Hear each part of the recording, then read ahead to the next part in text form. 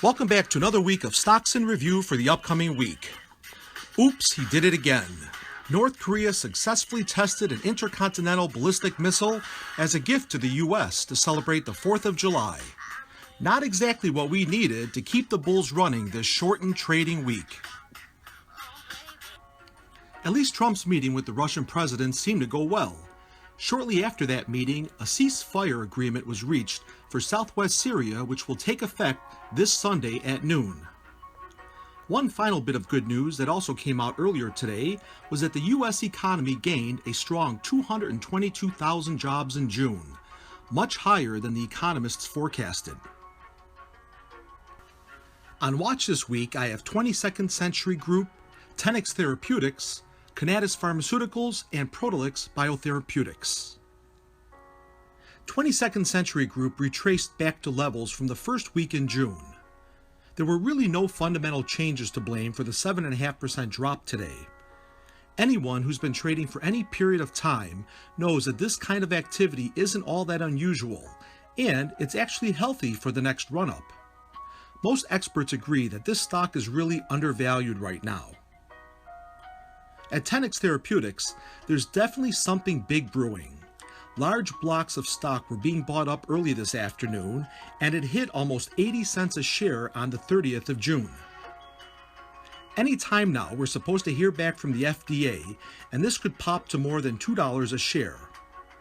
Don't forget, their cardiac drug is approved in over 60 countries, and 68% of all major open heart procedures, which equates to almost 200,000 patients, will benefit from their drug. Conatus Pharmaceuticals shares jumped today based on an exclusive license agreement with Novartis AG and a $7 million payment effective July 5th.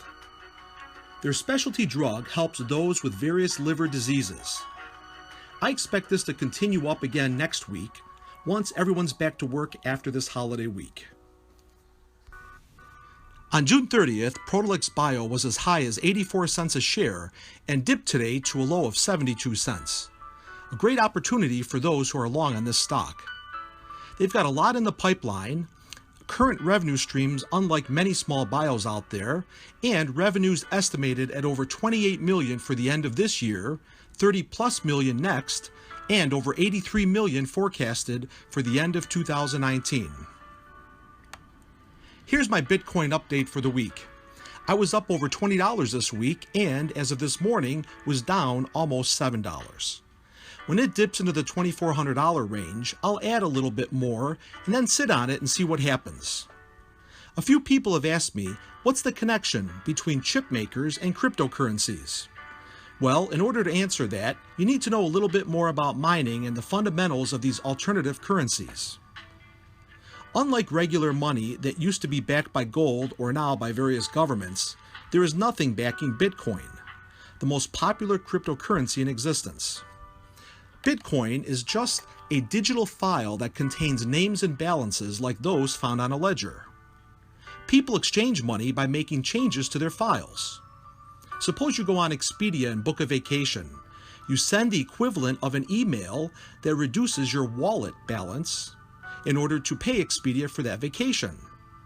Expedia's ledger will increase by a certain agreed-to amount, say half a Bitcoin, and your wallet value drops by that same amount. The whole system works based on the faith people have in the system. There's no government entity that manages this system.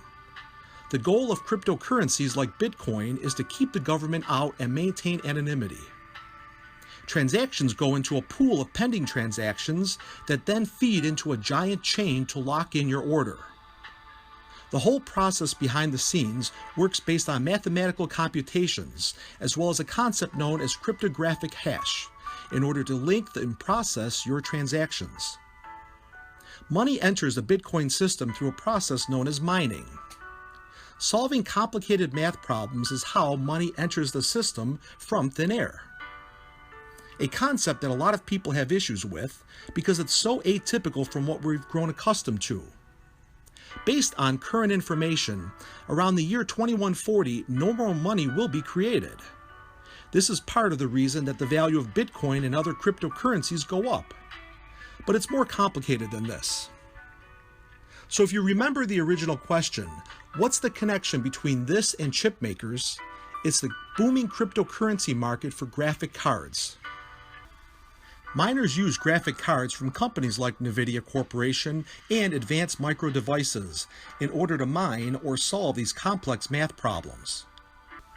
They need really good quality graphic cards like those used in gaming because they run 24 hours a day non-stop.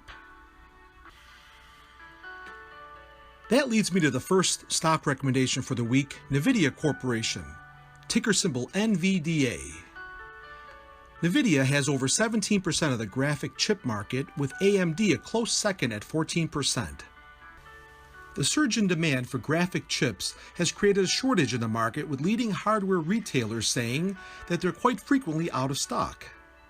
I like that NVIDIA has expanded into the lower priced graphic cards to better compete with AMD's low-end budget equivalents, while also solidifying their high-end market with the GTX 1080. There's also a lot more room to grow with mainstream interest in virtual reality applications. Watch for more upside through the end of the year with NVIDIA Corporation. I conclude with Tesla Incorporated, ticker symbol TSLA. I wasn't really a fan of this stock until its most recent correction, dropping from its recent high of over $380 to its current price of $313. I see this going up next week, especially after the company released their in-transit numbers, which were left out of their July quarterly report. I'm not long on this stock, but I think for the next few weeks, there's definitely some short-term gains to be made. I hope you have a great week, and please don't forget that investing in the stock market carries risk. Always research stocks you consider investing in, and don't invest more than you can afford to lose or not have access to for an extended period of time. If you like what we're doing here, please click like and subscribe to our channel. We'd really appreciate it.